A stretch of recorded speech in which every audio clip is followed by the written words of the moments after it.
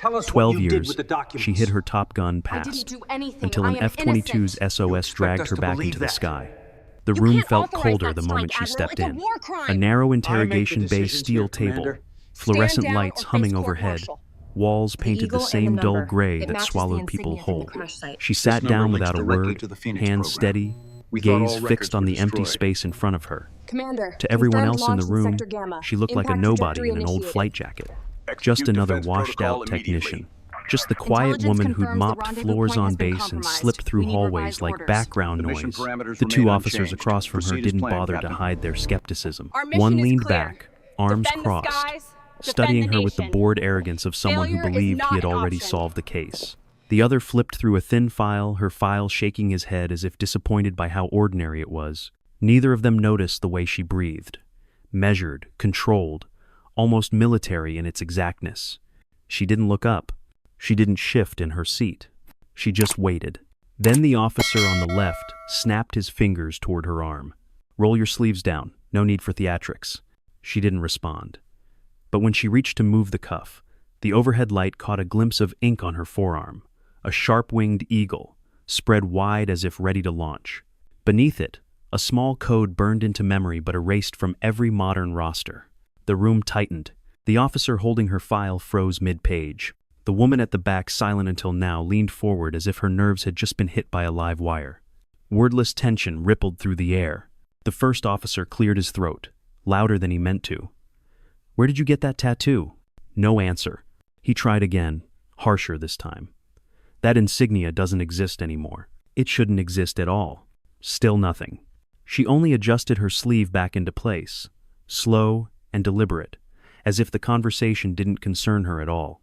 Then the room's intercom cracked with a burst of static. 3 beeps short, long. The pattern made every officer glance at the speaker in confusion, except her. Her eyelids tightened for a fraction of a second, the first true movement she'd shown since entering the room. The woman at the back whispered, "What was that? Some kind of emergency code?" The others shrugged, frustrated. None of them recognized it. But she did. The sound wasn't random. It wasn't a glitch. It was a distress signal, a very old one used only by a forgotten Top Gun test cohort, a code meant to cut through chaos when modern systems failed. A code that should have died 12 years ago. Her hands rested on the table, fingers unmoving, composure unbroken. But something in the air around her changed, like gravity shifting, like the room itself sensed something waking up. The file-holding officer stepped forward. "Who are you, really?" She didn't answer. Not yet.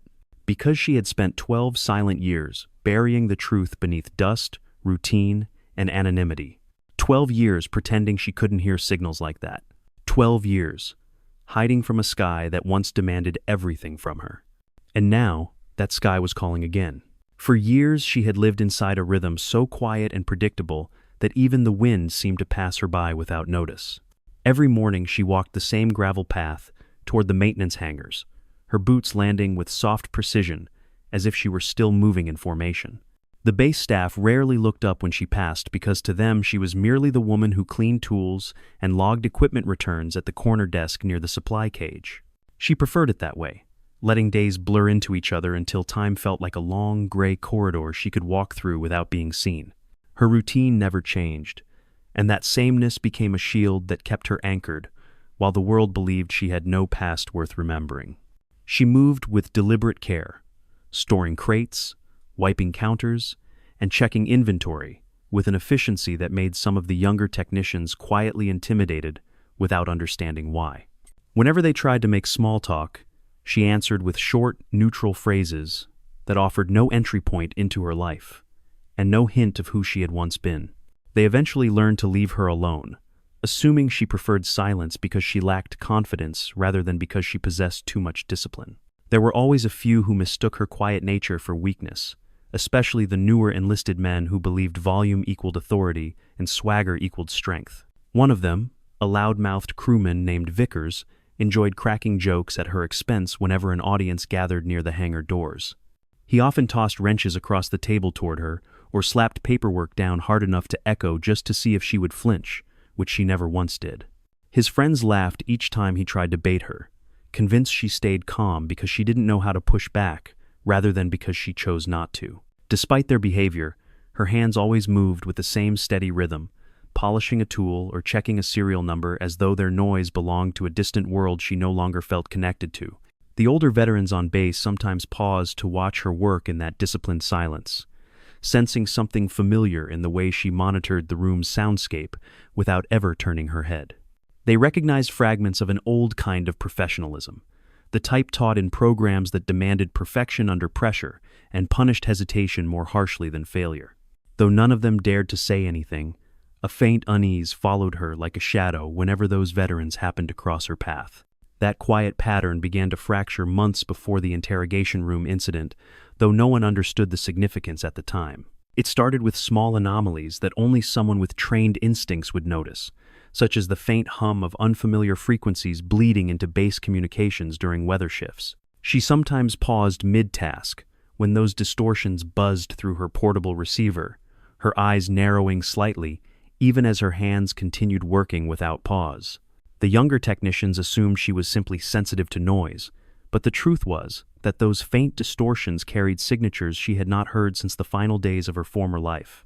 One evening, while she locked up a tool cart, she caught the tail end of a scrambled message slipping through a maintenance channel that should not have been active. The sound lasted less than 2 seconds, yet it sliced through her calm like a blade, because the pattern matched an encrypted distress format used only by experimental aviation groups. She stood perfectly still as the last note faded, letting the weight of memory settle across her shoulders with the slow heaviness of gathering storm clouds. Then, as if nothing had happened, she closed the cart, signed the log sheet, and walked out into the cooling twilight, her expression unchanged. The first person outside her former network to notice anything unusual was a senior warrant officer named Halden, a man whose instincts had been sharpened by years of surviving malfunctioning aircraft and impossible missions. He watched her with silent curiosity, after he once observed her identifying a mechanical fault in an engine purely by listening to its idle from 30 feet away. His eyebrows twitched as she listed the exact components likely responsible without ever opening the housing or touching the aircraft itself. When he asked how she knew, she simply replied that engines speak if you learn their language, a statement that left him staring after her in unsettled contemplation. Over the days that followed, he noticed other subtle indicators, such as the way she scanned the runway whenever a fighter took off, or how she instinctively shifted her posture when the wind direction changed.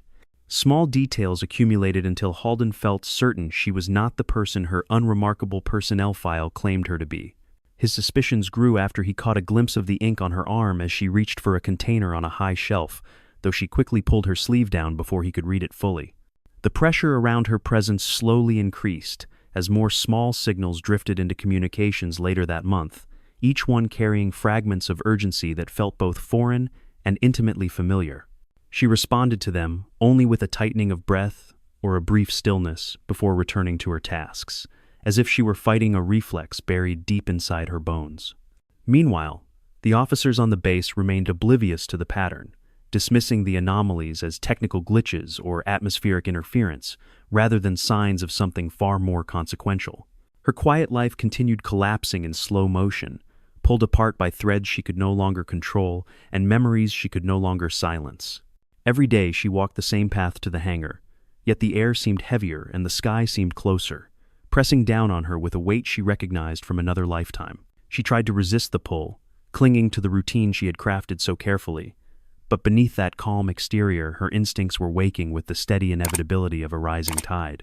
The final rupture came when Halden approached her directly, his voice low and careful as he asked whether she had ever served in a program that no longer existed on official record. She met his gaze for only a moment before returning to her work, refusing to confirm or deny anything as he waited in tense silence. His question cracked open the fragile shell she had built, allowing the truth she had buried for 12 long years to seep through the edges of her restraint. She knew then that the world she had tried to leave behind was already turning toward her again, and there was nothing left she could do to stop its approach. And somewhere far above the base, in airspace where only elite fighters roamed, a signal pulsed through the atmosphere like a heartbeat she could no longer ignore. The morning the pressure finally cracked through the surface began with the same muted gray light sliding across the hangar floor, yet something in the air carried a subtle sharpness that made her pause before stepping inside. The technicians bustled around with the usual careless rhythm, tossing tools and shouting instructions, without noticing that the ambient frequencies on the comms board were slightly misaligned. She moved toward her workstation with the same steady gait she always used, trying to melt into the flow of routine even as her instincts whispered warnings she had spent a decade suppressing. The smell of fuel and metal usually grounded her, but today it only reminded her of long hours in cockpits she had vowed never to enter again. Vickers spotted her arrival and immediately seized the opportunity to draw attention to himself by hurling a torque wrench across her table with a loud metallic clang that echoed against the walls. His laughter followed seconds later, amplified by the small crowd gathering behind him as he made a joke about her being too fragile to handle real equipment. She brushed the tool aside with the same calm expression she always wore, refusing to give him the reaction he desperately sought in front of his friends. Her silence only frustrated him further, pushing him to take another step closer as he muttered insults about ground crew nobodies who didn't belong near real aircraft. She continued working with unbroken precision, aligning parts with the quiet expertise of someone whose hands understood machinery better than most pilots understood the sky. The crowd's amusement began to fade when they noticed that not once did she lose her rhythm, even as Vickers leaned over her shoulder, attempting to knock a container from her grip. She caught it effortlessly before it could fall, her wrist rotating with the sort of effortless control that hinted at training none of them had ever received. The small group exchanged uncertain glances, sensing something slightly off about her reaction even if they lacked the vocabulary to describe it.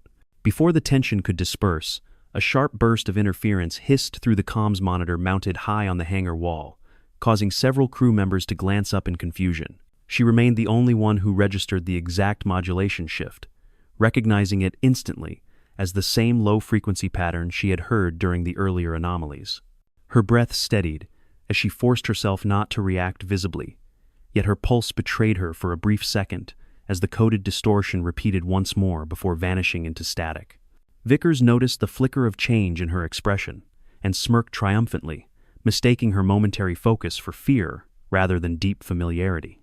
Halden entered the hangar at that moment, his gaze scanning the room before locking onto her with the intensity of a man who had been piecing together a puzzle for far too long. He moved calmly toward her workstation, ignoring the technicians who straightened up at his presence, and stopped a few feet away with his hands clasped behind his back. His eyes flicked toward the comms board and then down to her arm, where her sleeve had slipped just enough to reveal the faint edge of the eagle's wing. She pulled the fabric down before he could read the serial beneath it, but his expression indicated he had seen enough to confirm his growing suspicions.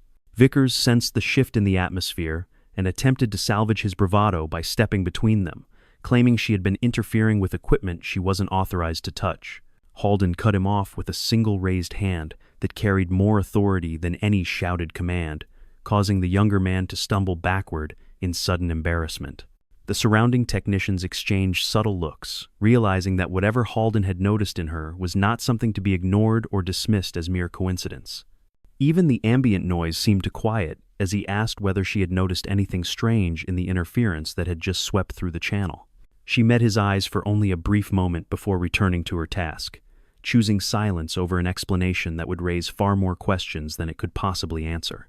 Halden watched her hands move with the same slow, deliberate precision he had observed before, recognizing the unmistakable discipline of someone trained to perform under conditions far harsher than any ground crew assignment. He stepped closer and lowered his voice, mentioning the irregular disturbances recorded over the last week and implying he knew they were not environmental glitches. She kept her posture still, refusing to allow her breathing or expression to betray the storm tightening in her chest. The technicians gradually drifted away, sensing the tension had risen above their pay grade and knowing better than to linger near conversations involving higher-ranking personnel.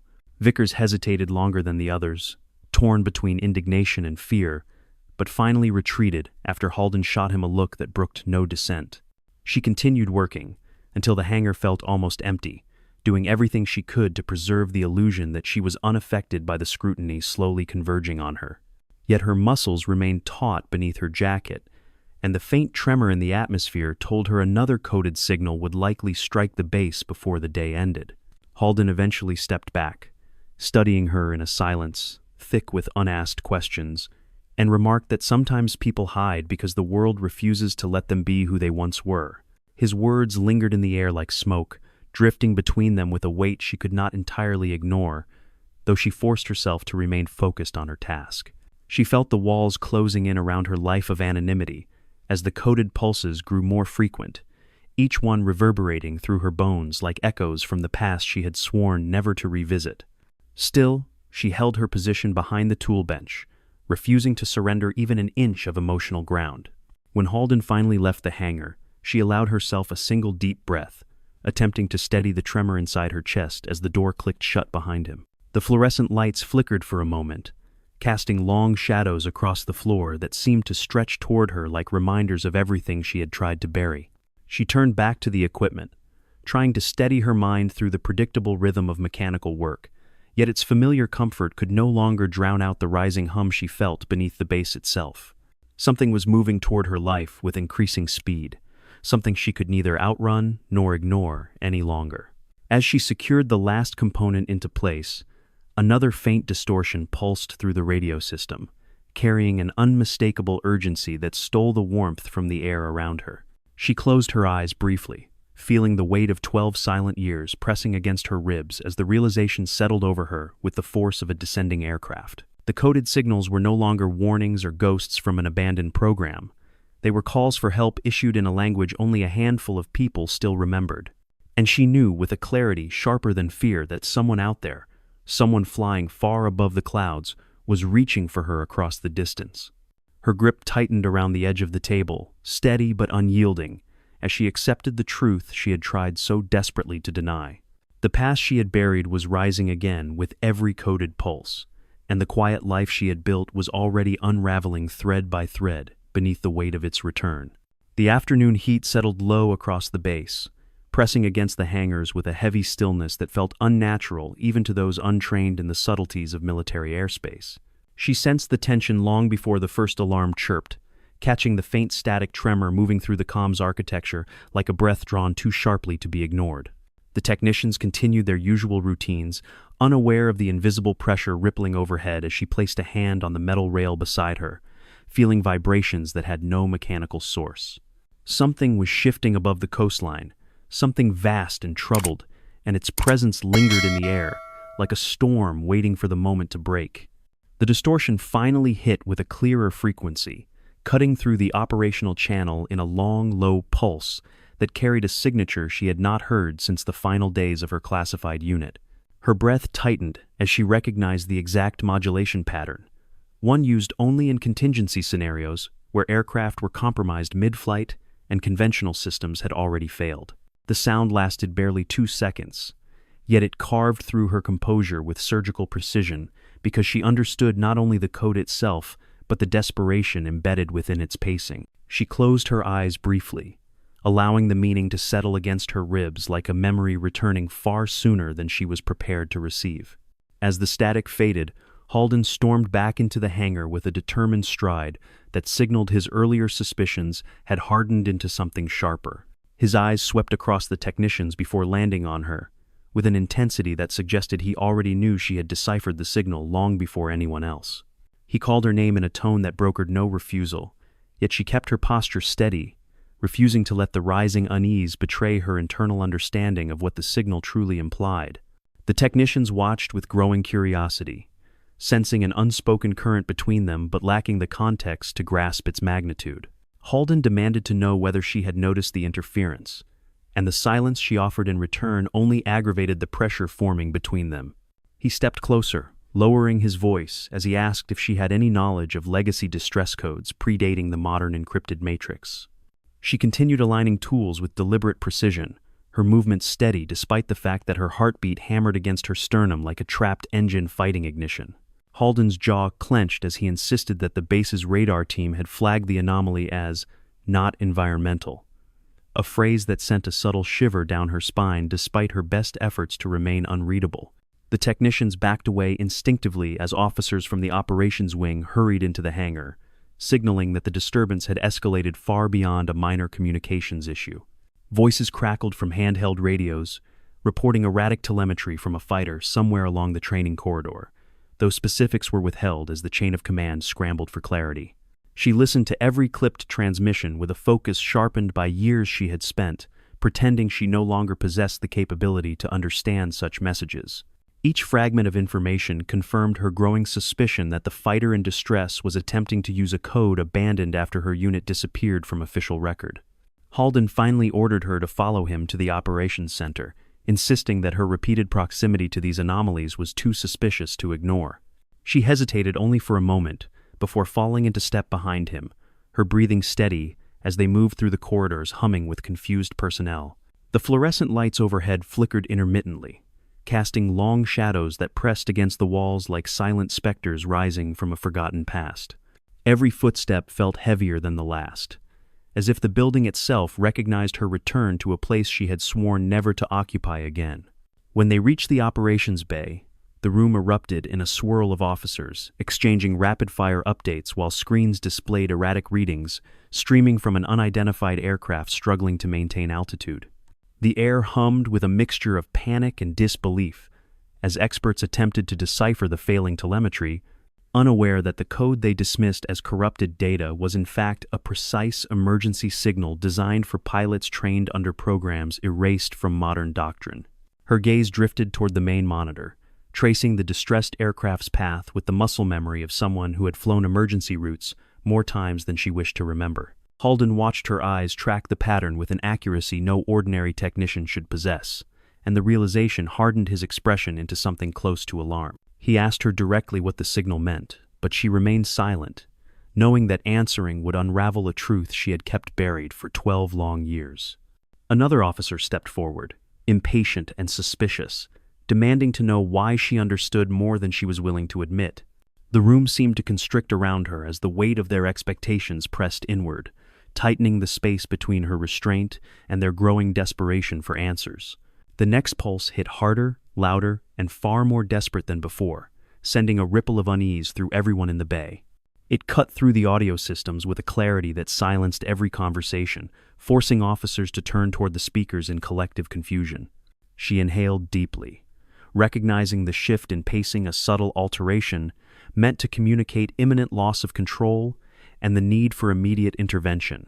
The code was unmistakable now, and she felt the truth hammer against her chest with the force of a descending aircraft spiraling toward impact. Halden whispered that the only people who could decode such a signal were members of a squadron that no longer existed, and his voice trembled slightly as he asked whether she had once belonged to them. She did not answer, yet the way her shoulders stiffened told him more than any admission ever could.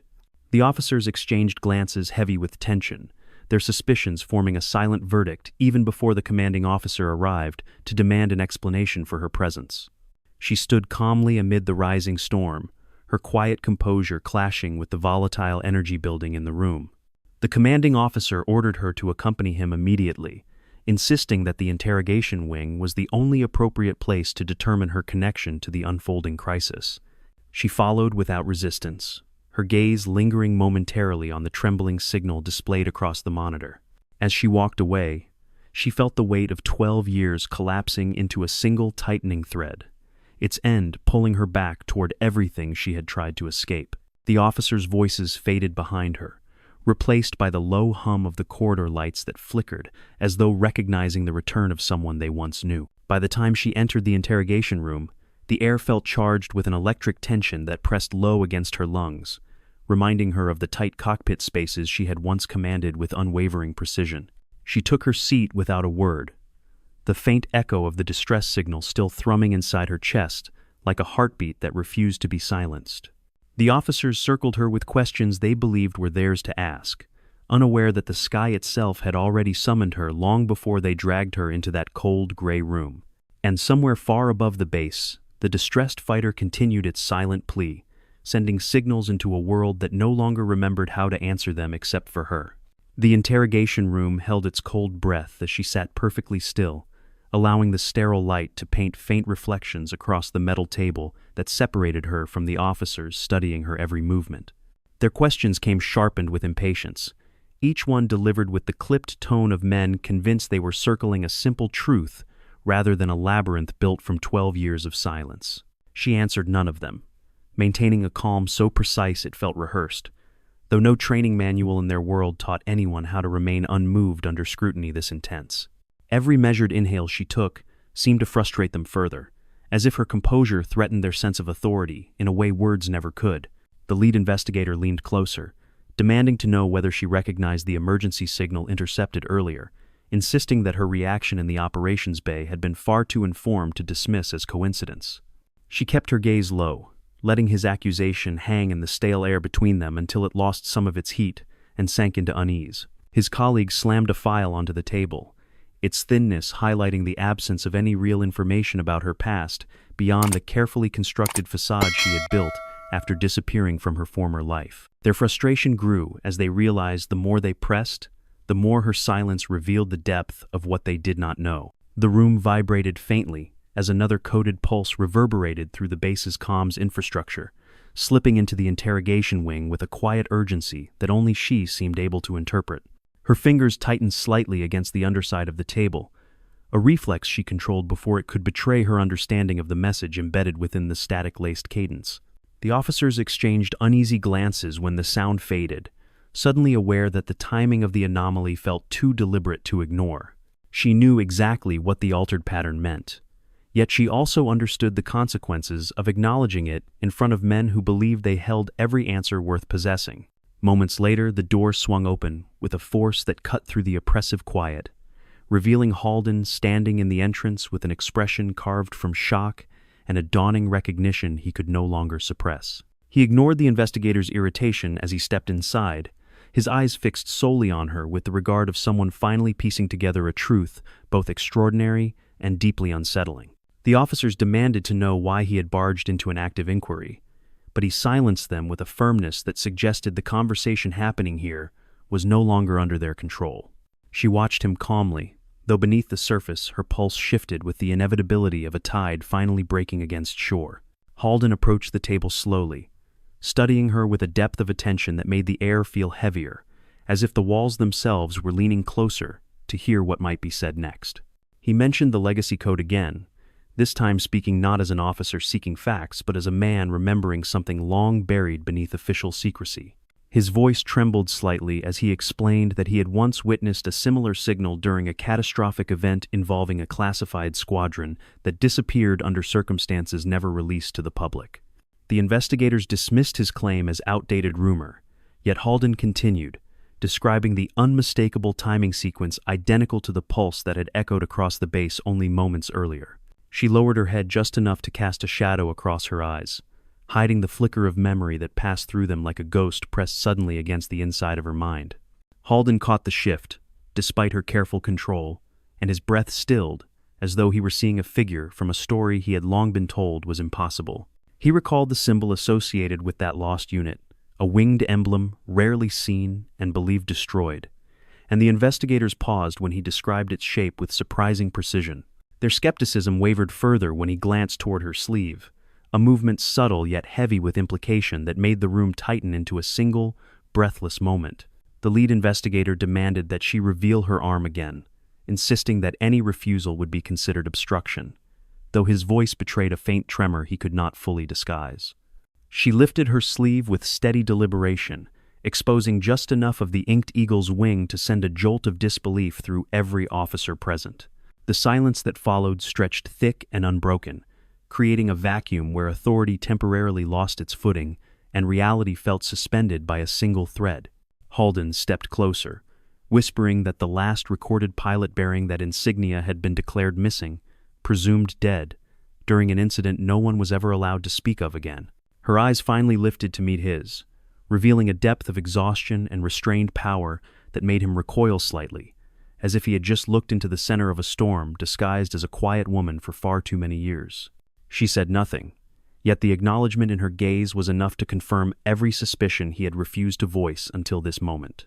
The investigators exchanged alarmed glances, suddenly aware that the situation had shifted beyond their jurisdiction and into a realm of classified history they were never meant to uncover. Even the air felt different now, carrying a tension born from a realization that the person sitting before them did not fit any box they had tried to place her in.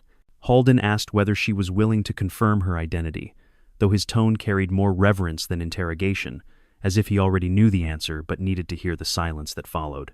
She turned her gaze toward the dim corner of the room, listening as another faint signal brushed through the base like a distant cry carried across the sky. The coded message pulsed in her bones with the familiar rhythm of a distress call only her unit would have understood, urging her to respond with a clarity that pierced through every layer of restraint she had built. The investigators watched her with a mixture of fear and awe, sensing that something monumental hung suspended in her stillness.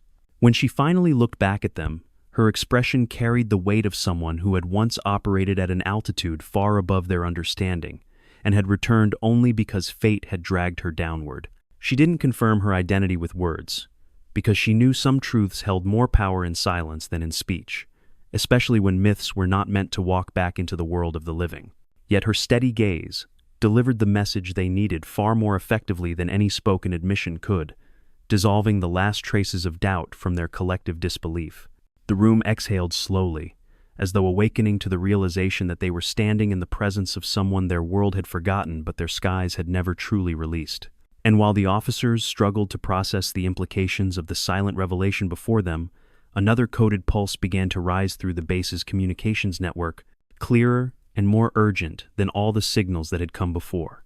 She felt it settle deep within her chest, with the certainty of a call meant only for those who had once flown at the edge of impossible missions, and she knew without question that the sky was tightening its grip around her again.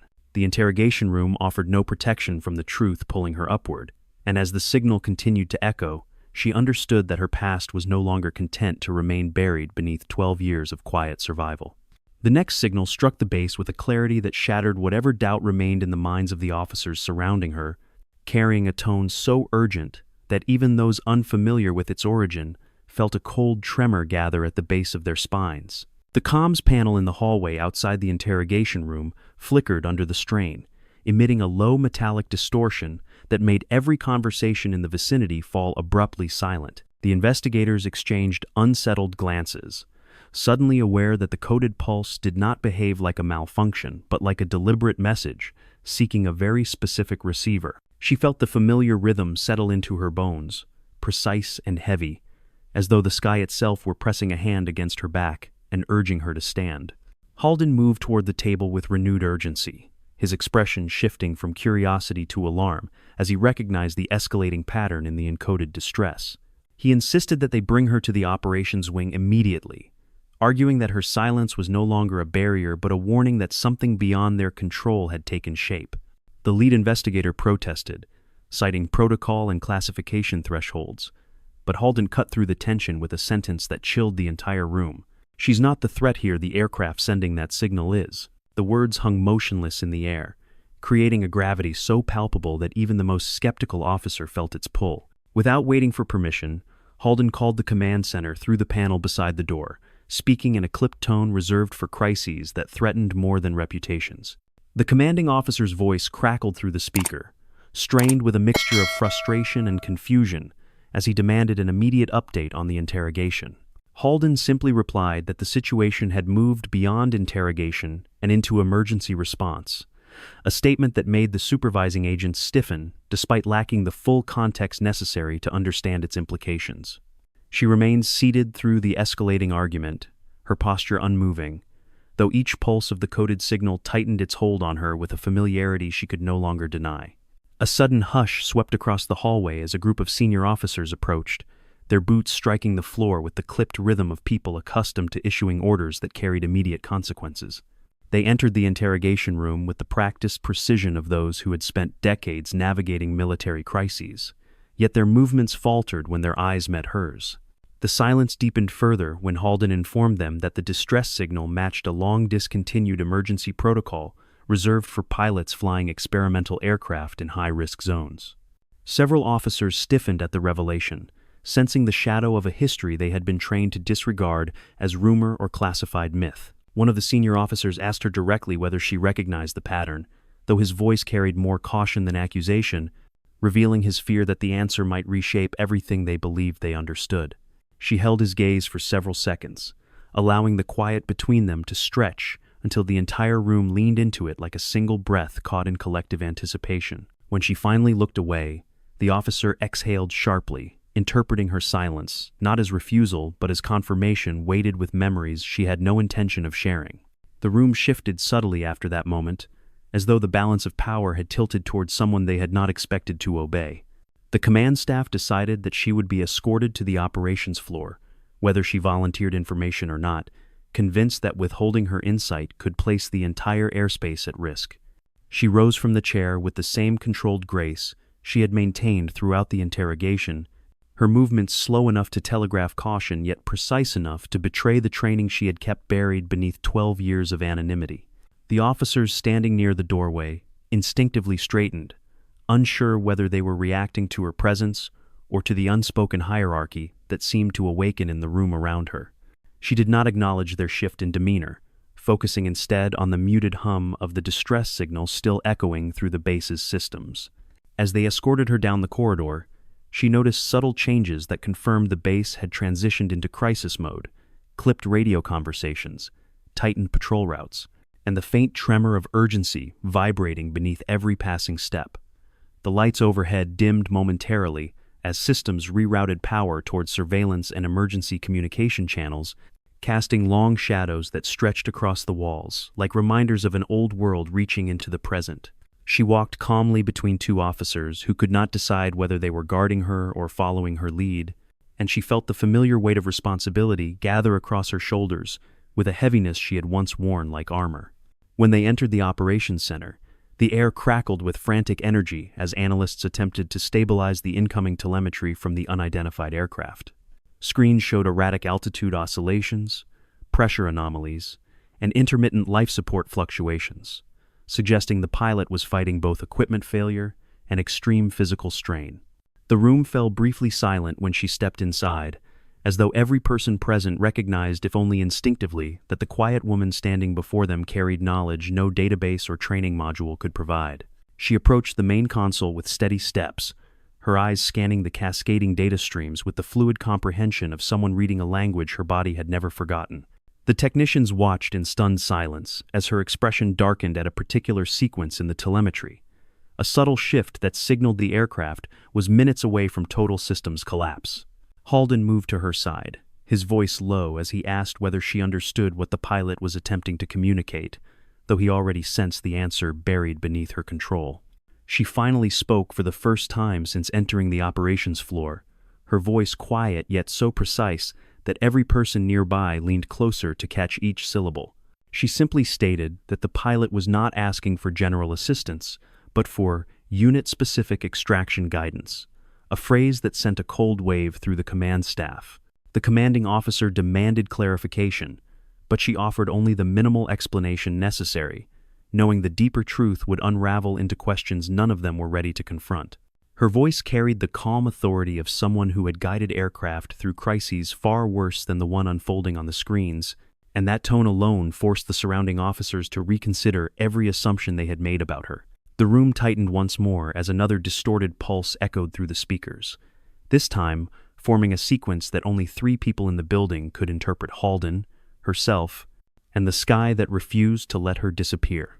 She placed a hand gently on the console, her fingertips tracing the rising slope of a failing pressure curve with the restrained grief of someone who knew exactly what came next if no intervention occurred. The officers around her realized they were standing at the edge of a truth far larger than her silence or their authority, and the weight of that realization anchored the room into a stillness that felt almost reverent. She inhaled slowly, her gaze locked onto the trembling flight path displayed across the main screen, and understood that the moment she had feared for 12 years had finally arrived. The sky had found her again, and it was calling her back with a desperation impossible to ignore. The next pulse of the distress signal cut through the operations center like a blade drawn clean through cloth, stripping away the last fragments of uncertainty clinging to the officers who still believed the crisis might resolve itself without her involvement. She stood before the console with a stillness that commanded the entire room, watching the coded sequence scroll across the monitors with the familiarity of someone reviewing a message written in her first language. The technicians nearest to her exchanged hesitant looks, sensing that the information unfolding on the screen belonged to a system far older and more secretive than anything they had trained to interpret. Every line of corrupted telemetry sharpened her focus, drawing her deeper into the pattern with the precision of a pilot aligning for a dangerous re-entry. Halden stepped to her side again, though this time he kept a respectful distance, recognizing that whatever she was about to reveal required no interference or distraction. The commanding officer tried to reclaim control by questioning the relevance of her observations, but the edge in his voice faltered when he realized she was already deciphering the data faster than his analysts could relay it. She pointed to a cluster of anomalies on the left screen, indicating a pressure cascade forming near the aircraft's environmental system, though she did so without raising her voice or breaking the steady rhythm of her breathing.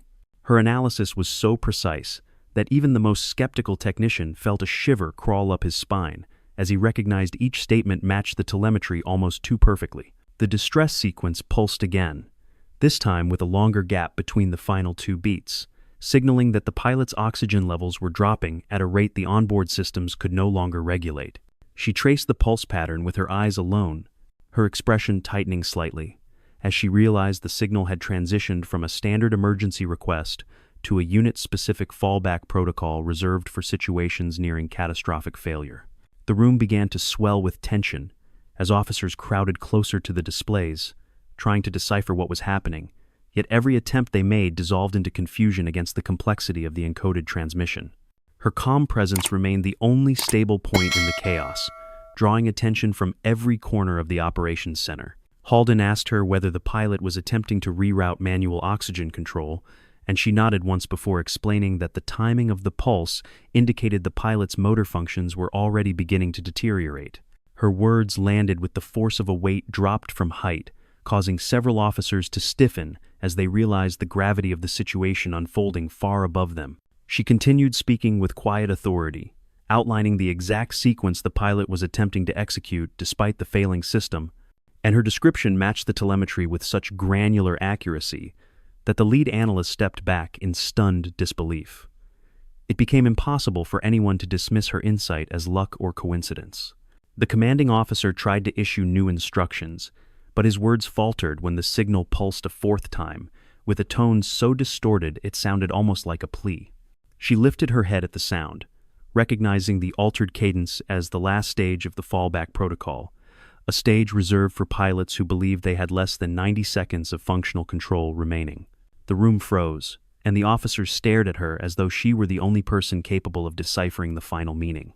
She inhaled deeply, the faint tremor in her chest revealing the cost of recalling knowledge she had spent 12 years refusing to touch, then quietly informed them that the pilot was attempting to lock onto a rescue vector that no longer existed in current navigation systems. A ripple of shock rolled through the operations center as analysts realized the modern grid could not interpret the trajectory the pilot was relying upon, rendering their instruments nearly useless in assisting the failing aircraft.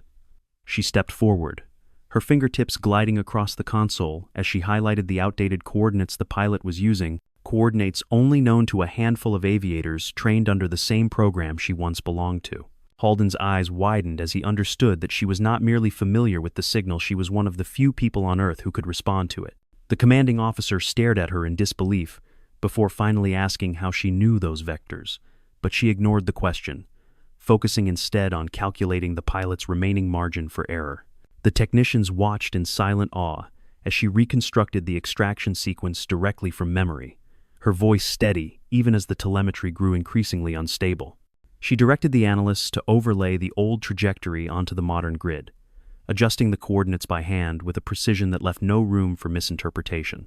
Sweat formed along one officer's brow as he realized her calculations were the only thing preventing the aircraft from entering an unrecoverable spiral. She worked with the calm intensity of someone who had performed similar procedures in far more dangerous environments, and her confidence alone brought a fragile sense of order to the panicked room. Another pulse echoed through the speakers, weaker now, carrying the unmistakable signature of a pilot fighting unconsciousness as the aircraft drifted toward an altitude where recovery would become impossible. She leaned closer to the console, her breath steady despite the enormity of what she was confronting, and instructed the radar team to prepare for manual override of the rescue beacon. The commanding officer hesitated until Halden stepped forward, urging him to trust her despite the unanswered questions surrounding her identity. With visible reluctance, the officer gave the order, and the technicians scrambled to comply, knowing they were placing the fate of the distressed pilot entirely in the hands of a woman they had once dismissed as a quiet nobody. She continued issuing instructions, guiding the team through a sequence so archaic that several younger analysts struggled to keep up, though none dared interrupt her. The room vibrated with the urgency of her commands, and even the officers who had doubted her began responding automatically to her calm authority. Each movement she made, each calculation she delivered, carried the unmistakable weight of a pilot who had once stood at the edge of impossible missions and returned not through luck, but through mastery. Her presence transformed the operations center into something sharper, more focused, as though the room itself had begun to orbit her expertise. When the telemetry spiked violently, indicating the aircraft had entered a partial stall, she issued a final directive for the rescue vector correction, her voice steady even as the room collectively held its breath. The technicians executed the command with trembling hands, and for a brief moment the operations center fell into absolute silence, waiting to see whether the pilot had received the transmission. She stood unmoving, her eyes fixed on the screen with the unyielding focus of someone refusing to let another life slip away under her watch. Then the signal pulsed again, faint, struggling, but unmistakably responsive, and she closed her eyes for a single measured breath, knowing the pilot had understood the guidance she had risked everything to deliver. The room erupted in disbelief, but she remained silent, feeling the weight of the sky settle across her shoulders once more, pulling her back toward a world she had tried desperately to leave behind. The faint, struggling pulse that confirmed the pilot had received her correction sent a shockwave of disbelief through the operations center, unraveling whatever semblance of control the command staff still clung to as they stared at her with dawning comprehension. The screens flickered with volatile data, but every eye remained locked on the quiet woman who had just pulled an impossible maneuver from the brink through memory alone. Some of the younger analysts whispered to each other in astonished tones, unable to reconcile the technician they'd ignored for years with the strategist who had rebuilt a dying flight path with nothing more than intuition and training buried beneath a decade of silence. The moment felt heavy and suspended, as though time itself paused to acknowledge the significance of what had just occurred. Halden was the first to step forward, though he moved slowly, appearing almost reverent as he asked whether she had truly guided the pilot out of the stall without access to the full telemetry suite. She did not respond, choosing instead to focus on the next line of data streaming across the console because the aircraft remained unstable and she knew the reprieve she had created was only temporary. The commanding officer, however, was far less patient, demanding an explanation for her expertise in a tone sharpened by equal parts fear and authority. He stepped closer, placing both hands on the table as he leaned toward her, insisting she reveal how she knew protocols that had not been used in over a decade. She remained silent, her breathing steady and controlled, but her eyes flickered toward the ceiling where the speaker continued to hiss under the strain of the deteriorating transmission. The commanding officer's voice rose, as he accused her of withholding information vital to national security, though even he seemed unsure whether he believed the accusation or simply needed to reclaim ground slipping from beneath him. When she still refused to answer, he slammed a palm against the console, causing several nearby analysts to flinch as the echo reverberated through the tense room. She didn't move, holding her position with the calm endurance of someone who had weathered storms far more violent than a superior officer's anger. The next surge of telemetry arrived with alarming instability, forcing every analyst to return their attention to the screens while she traced the irregular oscillations with a focus so intense it bordered on instinct. Halden urged the commanding officer to stand down, arguing that her silence was not an act of defiance but a sign that she was processing information the rest of them were incapable of interpreting quickly enough. The commander hesitated, torn between protocol and the undeniable proof of her capability, and in that moment of indecision, the room collectively recognized that she had already become the axis around which the crisis now revolved. Even the rhythm of movement in the operations center shifted, unconsciously syncing itself to the cadence of her steady breaths. Another distorted SOS cracked through the speakers, this time carrying a series of rapid pulses, signaling that the aircraft's control surfaces were losing hydraulic response. She leaned forward, analyzing the slope of the descent data with the precision of someone who had flown through failing systems and understood exactly how they crumbled under pressure. The technicians scrambled to overlay new maps onto the monitors, but she raised her hand slightly, instructing them to stop because the system's automatic triage was misinterpreting the older distress code. Her voice remained calm, as she explained that the pilot was not attempting to stabilize the aircraft, but was preparing to initiate a manual override sequence incompatible with modern failsafes. The room fell into a stunned silence, as her words settled over them, and several officers exchanged worried glances at the implication that they were witnessing a protocol so old and dangerous that it no longer existed in any contemporary training manuals.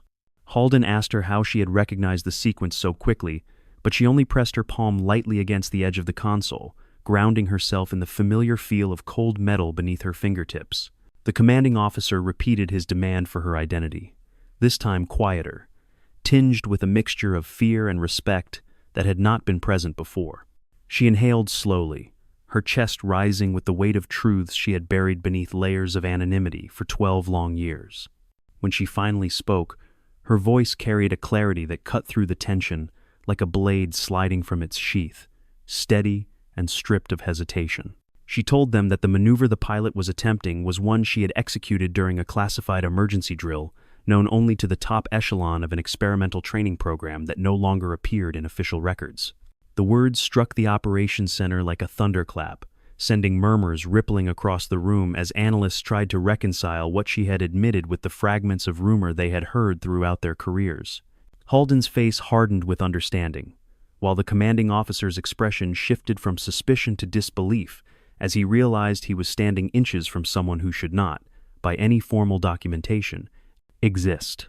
The next telemetry spike showed the aircraft entering an uncontrolled roll, and she immediately issued a sequence of corrective commands that had no basis in any modern manual, yet the radar team complied without hesitation.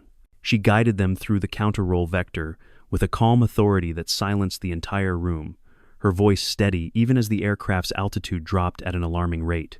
The commanding officer watched with a mixture of awe and dread, slowly realizing that her presence in the operations center was not a coincidence, but a necessity neither he nor anyone else could rationalize away. She moved through the emergency procedure with an ease born of rigorously trained instinct, her body remembering each protocol as though she had performed it only hours earlier. Another faint SOS pulse followed, weaker than before, and she closed her eyes briefly as she recognized the final stage of the distress sequence, a stage that only a handful of pilots in history had ever reached.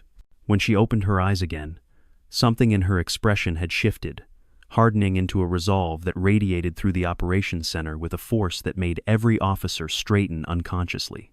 She announced that the pilot was attempting the final failsafe maneuver, one so dangerous it had been abandoned after her unit vanished from official record. The technicians swallowed hard, preparing for the next command, fully aware that the woman standing at the console was the only reason the fighter was still struggling to survive.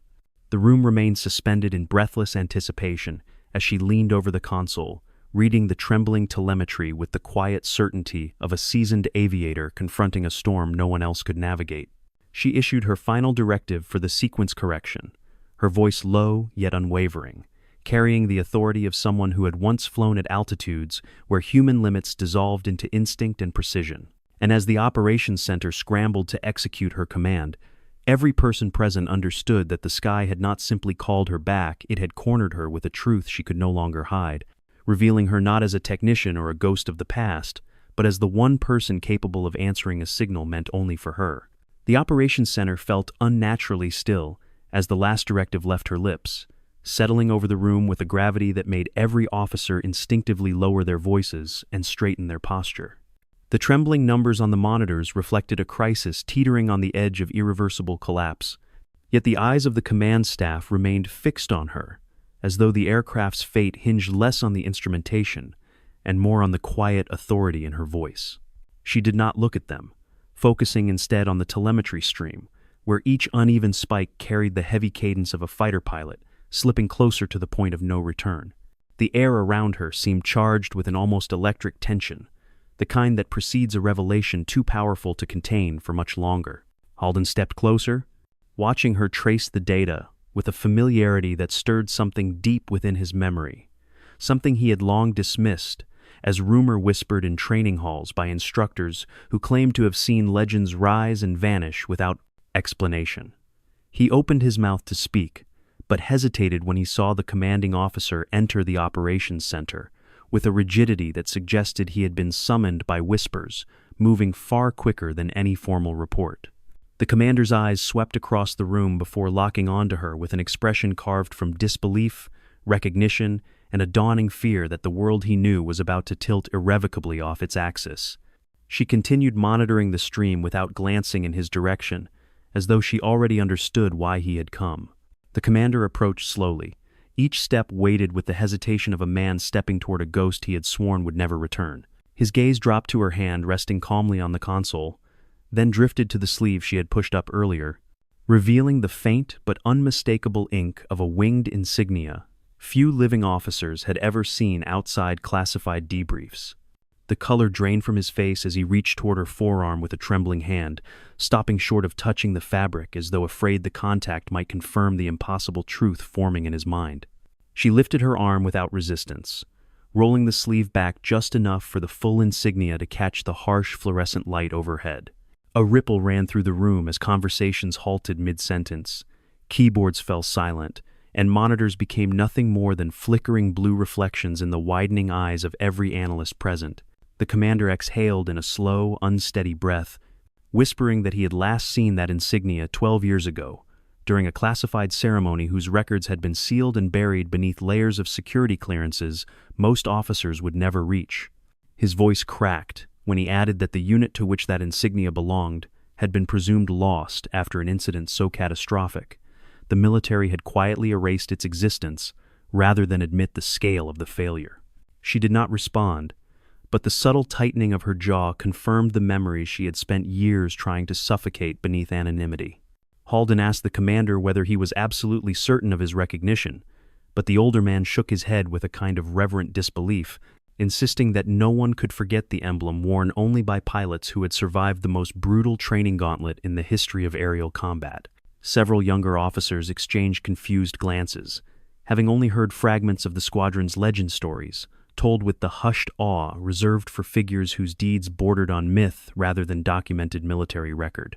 The commander stepped even closer, his voice softening as he whispered her former call sign, testing the sound of it as though speaking a name long abandoned to the silence of classified archives. She did not look away from the monitor as she quietly acknowledged the call sign, her voice carrying the weary resonance of someone who had not heard her true name spoken aloud since the day she walked away from the life that had shaped her. The admission struck the room like a thunderclap, tearing through the last veil of uncertainty and leaving the command staff standing in stunned silence as the magnitude of her presence settled over them with unrelenting force. Analysts who had moments earlier dismissed her as an unremarkable technician now stared with speechless awe, understanding that they were witnessing the return of someone their instructors had described in tones reserved for heroes whose records ended in ellipses rather than conclusions. The commander's throat tightened as he asked how she could still be alive when the final report had listed her among the pilots unaccounted for, presumed dead in the aftermath of the catastrophic test flight. She finally lifted her gaze from the telemetry, meeting his eyes with a calm steadiness shaped by years spent carrying memories too heavy for words. She explained that the incident had not been survivable for anyone except the pilot positioned at the outermost edge of the test formation herself, and that she had been forced to disappear because the truth behind the failure posed dangers that extended far beyond the walls of any command structure. The commander lowered his head, shaken by the realization that her silence had never been desertion, but a final act of protection for a world that had moved on without understanding what she had sacrificed. Another tremor raced across the monitors, drawing her attention back to the aircraft still fighting to maintain altitude, its pilot clinging to consciousness through sheer force of will. She stepped toward the console with renewed urgency, the weight of her revealed identity settling comfortably across her shoulders, like a uniform she had never fully taken off. The command staff watched her work with a respect bordering on reverence, recognizing the transformation unfolding before them as she transitioned from forgotten technician to the last surviving member of a squadron built to perform under conditions no modern protocol could replicate. Every instruction she issued carried the authority of lived experience, not theoretical command, and the room responded instinctively to her leadership. The commander leaned toward Halden and murmured that the base had no higher authority present, nor any protocol prepared for the reappearance of a classified asset believed lost more than a decade earlier. Halden could only shake his head, his expression equal parts astonishment and grim acceptance, because the crisis unfolding in the skies demanded answers that no officer alive could provide, except the woman standing before them. She ignored their whispers, her focus narrowing to a single point on the screen where the aircraft's descent began to stabilize under the influence of her improvised extraction sequence. The telemetry steadied, the violent oscillations smoothing into a fragile line of survival forged by her hands alone. The last of the officers fell silent as they realized the truth that had been slowly tightening around them like a closing fist. The sky had called only one name, and she was the only person alive who could answer. And as she prepared the next sequence of commands, her posture firm, her eyes sharp, her voice carrying the quiet authority of a legend, returning unwillingly from the dead, the operations center understood they were no longer witnessing a mystery unfold, but the reawakening of a force the world had tried, unsuccessfully, to forget. The moment the telemetry steadied into a fragile thread of survival, the operations center exhaled as one, though none dared to celebrate because the aircraft's condition hovered precariously between reclamation and ruin. She stood motionless before the console, her gaze scanning each data point with the deliberate focus of someone who understood that even the smallest miscalculation could unravel everything she had just restored. The quiet hum of machines filled the tense silence, underscoring the delicate balance between life and loss that flickered across the monitors with every passing second. No one in the room moved until she did, as though the rhythm of the crisis had synchronized itself entirely to the cadence of her breathing. The commanding officer finally stepped forward. His earlier skepticism dissolved into a mixture of awe and urgency that made his voice soften despite the severity of the situation. He informed her that the rescue vector she had constructed was holding, but the fighter was still losing fuel and oxygen at a rate that would render further remote assistance meaningless within minutes. His words lingered heavily in the air as he explained that the pilot would not survive without direct intervention from someone who understood the obsolete extraction protocol that only she still remembered. She listened in silence, the weight of his plea settling across her shoulders with the familiar density of a responsibility she had spent 12 years avoiding. Halden approached with measured steps, his expression steady yet filled with an unspoken respect that made the space between them feel charged with gravity. He explained that the base no longer had any active pilots trained in the protocol required to guide the aircraft safely to ground, and even the experimental divisions lacked personnel capable of decoding the fallback sequence used by the trapped aviator. The implications of his words deepened the tension in the room, clarifying that every person present understood she was not merely an observer in the crisis, but the final line between survival and catastrophe. She lowered her eyes briefly, acknowledging the truth she had known from the moment the first coded pulse reached her ears. The distress signal pulsed again across the speakers, weaker than before, carrying the unmistakable cadence of a pilot struggling against unconsciousness as the aircraft dipped closer to a threshold where further intervention would prove impossible. She inhaled deeply, forcing her breath to remain steady even as a flicker of old pain surfaced in her eyes, pain born from the last time she had answered a signal like this and returned to find only ruins and silence. The commanding officer sensed the conflict tightening inside her and stepped closer with the cautious understanding of someone pleading for help from a person who owed them nothing. He reminded her that the sky had already chosen her once today, and no one else could interpret its call. She turned away from the console for the first time, her gaze drifting across the room where analysts watched her with the reverence reserved for war heroes resurrected from stories whispered in flight school corridors. Their silent expectation pressed against her like a rising tide, threatening to pull her forward before she felt ready to move.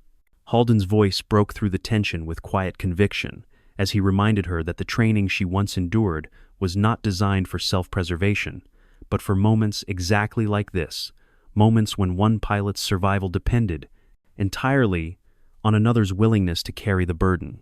She met his eyes, reading the sincerity behind his words, yet uncertainty lingered in her expression like a shadow cast by 12 years of exile. Another jolt of turbulence rippled across the telemetry, causing several analysts to gasp as the aircraft dipped dangerously close to structural failure. She pivoted sharply back to the screen, her instincts overriding her hesitation as she evaluated the rapid descent and the pilot's deteriorating vitals. The room brightened slightly as emergency lighting shifted to priority mode, casting stark shadows across her features as she traced the dying flight path with the unwavering focus of someone who had once danced with gravity and lived to defy it. She issued new instructions in a calm, concise tone that carried the weight of a decision already forming deep within her chest.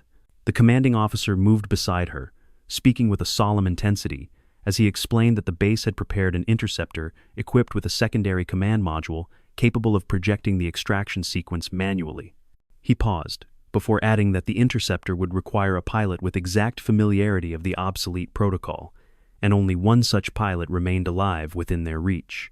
The truth wrapped around her like a tightening harness, reminding her of the cockpit she had abandoned, the missions she had survived, and the comrades she had lost to a sky that demanded everything and offered nothing in return. Her fingers curled slightly against the console, betraying the battle between the life she had built and the one she had fled. Halden stepped closer, lowering his voice as he told her that refusing the call would condemn a fellow aviator to the same fate she had once narrowly escaped.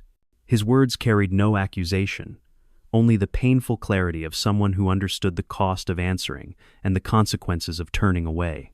The room waited in breathless stillness as she wrestled with the decision, her face a shifting landscape of conflict, grief, and the haunted resilience of someone shaped by flight paths few humans had ever survived. The silence stretched, heavy and unbroken, until another trembling SOS flickered through the speakers, like the fading heartbeat of a pilot running out of time. She closed her eyes slowly, her breath catching as she recognized the finality encoded within that signal, a message only a member of her lost unit could interpret, a message spoken in the shared language of those who had flown too high and returned scarred by the experience. When she opened her eyes, the uncertainty had vanished, replaced by an unyielding resolve that settled across her features with the precision of a pilot locking into formation. Without waiting for the officers to speak, she turned toward the exit, her steps steady as she announced that she would need immediate access to the interceptor, full telemetry override, and a dedicated comms channel linked directly to the faltering aircraft. The operations center erupted into motion as officers scrambled to obey her directives, no longer questioning her authority or her identity in the face of the crisis unfolding above them. Halden moved beside her as they approached the hangar corridor, his expression filled with a blend of awe and anguish as he whispered that the sky never truly releases those it chooses. She did not look at him, but the faint tremor along her jaw revealed how deeply the words resonated. As she stepped through the doorway leading toward the flight line, the base lights flickered once more, illuminating the path ahead as though the sky itself had carved it for her return. By the time she reached the hangar, the roar of the interceptor's engine vibrated through the floor, echoing like a summons she could no longer refuse. She paused only long enough to draw a slow breath, centering herself against the wave of memories that surged up from the depths of her past. Then, without hesitation, she stepped forward, accepting the truth she had spent 12 years denying. The call she had heard today was not an intrusion but an awakening, and the sky was demanding her return with a force she could no longer resist. The hangar doors rumbled open with a slow mechanical grind, letting in a rush of cool night air that swept across the polished floor like a tide returning to familiar shores. She stepped into the cavernous space with a conflicted steadiness, her boots striking the concrete in a rhythm that echoed both defiance and inevitability as the interceptor waited beneath the bright floodlights. Ground crew members moved around the aircraft with brisk precision, but each one paused as she approached, sensing an authority in her presence that did not require a uniform, rank patch, or introduction. The hum of the engine reverberated through her chest, awakening memories she had buried beneath years of silence, discipline, and deliberate distance from anything resembling flight. Halden walked alongside her but kept half a step behind, aware that this moment belonged to her alone, not to the chain of command scrambling to comprehend what was unfolding. He pointed out the modifications made to the interceptor's command module, explaining that the auxiliary interface had been reconfigured to replicate the protocol she had reconstructed from memory. She nodded once, absorbing the information not with curiosity but with the quiet familiarity of someone revisiting a long-forgotten home. The aircraft's sleek frame reflected streaks of silver light across her face, highlighting a mixture of resolve and grief that deepened every time the engine surged with a rising whine. The commanding officer met them near the nose of the aircraft, his earlier authority tempered into solemn respect as he informed her that the trapped pilot's vitals were continuing to deteriorate. He handed her a helmet with a trembling hand, avoiding direct eye contact as though acknowledging that he stood before someone who outranked him, not through hierarchy but through a kind of lived myth few could claim. She accepted the helmet without speaking, tracing her thumb along the edge of the visor as though reacquainting herself with a piece of herself she had once severed deliberately. The weight felt both foreign and familiar, carrying echoes of missions that had carved trenches in her memory deeper than any wound to the flesh. As she approached the aircraft's ladder, the floodlights expanded her shadow across the hangar wall, elongating it into the silhouette of the person she had once been before the sky took too much from her. She climbed slowly, each rung unlocking another layer of the muscle memory she had tried so hard to suppress during her years of hiding. By the time she reached the cockpit, her breath had shifted into the old cadence she used to adopt before every flight, a steady, grounded rhythm that balanced adrenaline and control with perfect equilibrium. She settled into the seat with a measured exhale, allowing the harness straps to fall across her shoulders like chains, reconnecting her to a destiny she could never truly escape. The cockpit interior glowed with soft instrument light, illuminating her face with muted reflections that mirrored both tension and acceptance as she began the startup sequence with unbroken precision.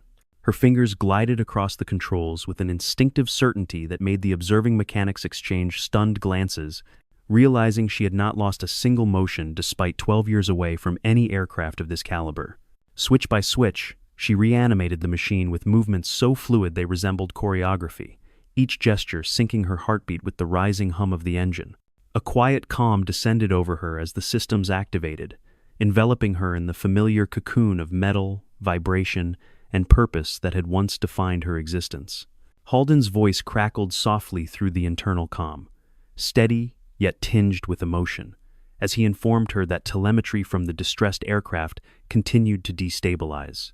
She listened without interrupting, her hands adjusting the flight controls, with the same deliberate patience she had once used to guide trainees through emergencies that never reached the intensity of the crisis unfolding tonight.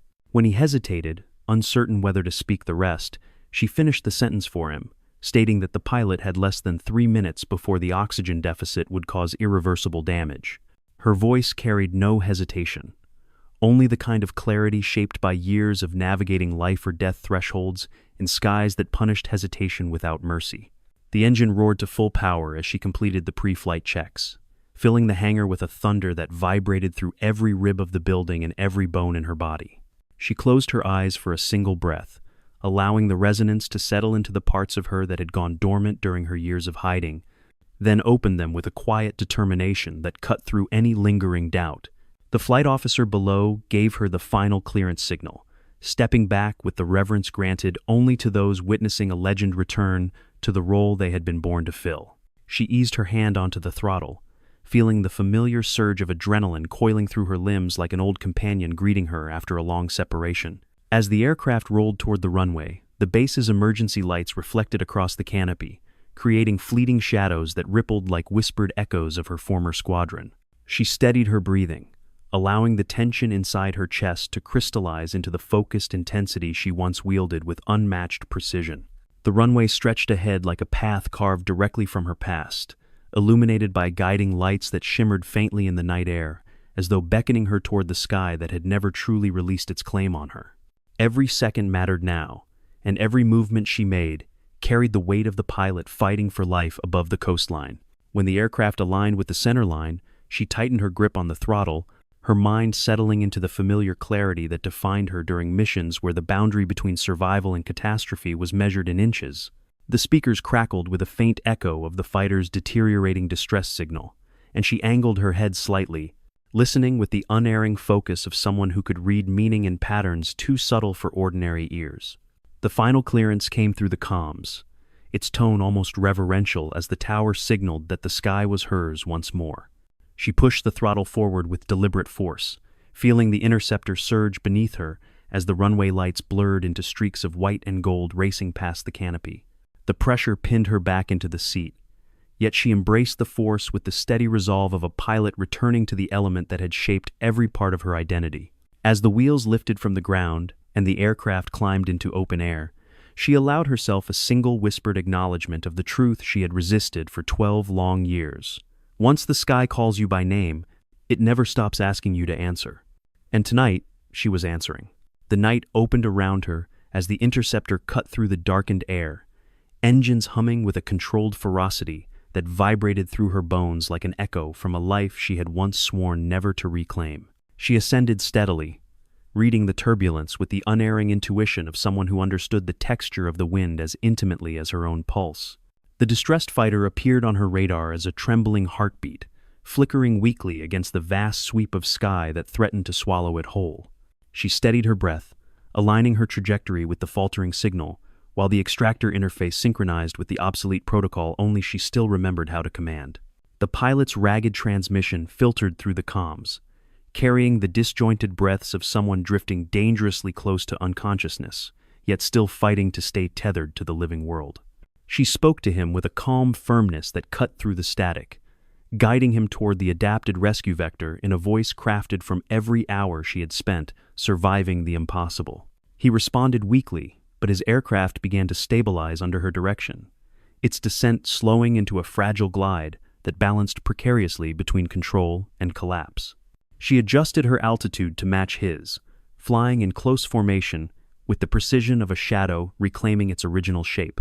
The coastline lights shimmered faintly beneath them as she transmitted the final set of corrections, each instruction echoing with the authority of someone who had led broken aircraft home more times than she wished to remember. The fighter's systems flickered in protest, but obeyed, gradually easing into the rescue corridor she had carved from memory and instinct alone. When the wheels finally touched the runway in a rough but survivable landing, she exhaled slowly, allowing the tightness in her chest to loosen just enough for relief to seep through the hardened edge of her composure. She maintained formation until the aircraft came to a full stop, then guided her interceptor into a smooth deceleration beside it. Emergency crews rushed past her canopy, swarming the downed fighter with a mixture of urgency and disbelief as they extracted the barely conscious pilot from the cockpit. She watched in silence, her visor reflecting the bright strobing lights as medics confirmed signs of life that moments earlier had hung by a thread.